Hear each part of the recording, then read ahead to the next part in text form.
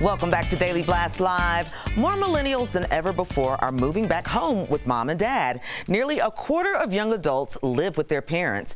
In Atlanta, 24% of millennials are living at home. It's a lower percentage in St. Louis and Portland.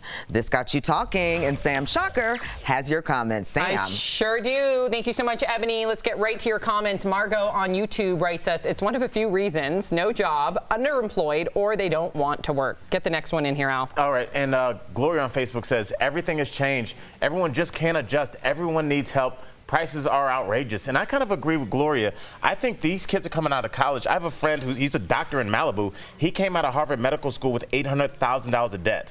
I mean, people are coming out of college with incredible amounts of debt. It's almost like an indentured servitude. We need to figure out how to make college more affordable so people, because when you do that, it makes people unable to take risks.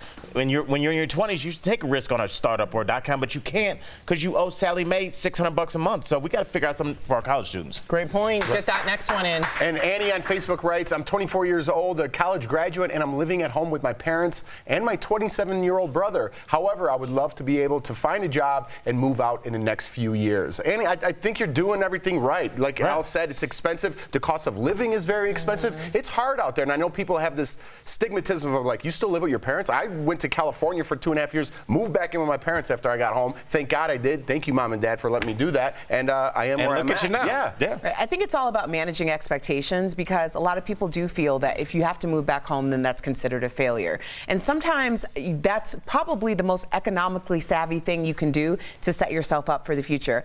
I left home at 18. I never moved back. By the time I was 30, I was this close to moving back home to my into my parents' house. My mother prayed for days and nights. I think she said 30 days and nights that it wouldn't happen. And on the 28th day, I ended up staying in Denver. So, you know, it worked out. But yeah, I think we need to change the stigma behind moving home. I will say, I agree with all three of you if you're being economically savvy, if you have a job, if you have a hustle. However, there are those few out there that take advantage of mom and dad and mooch off of them, and that is not fair, and that is not okay. So we need to decipher between the two. I'll just say this to your point, Sam. There's an old saying in boxing: it's hard to get up and train when you're wearing silk boxers, and that means like when you're comfortable, it's hard to get up and run in the morning. When your mom's folding your clothes and breakfast is made, that hustle kind of gets knocked out of you. When you're staying in a bad part of town in a studio, that kind of gets you up and get that second job going. Oh yeah.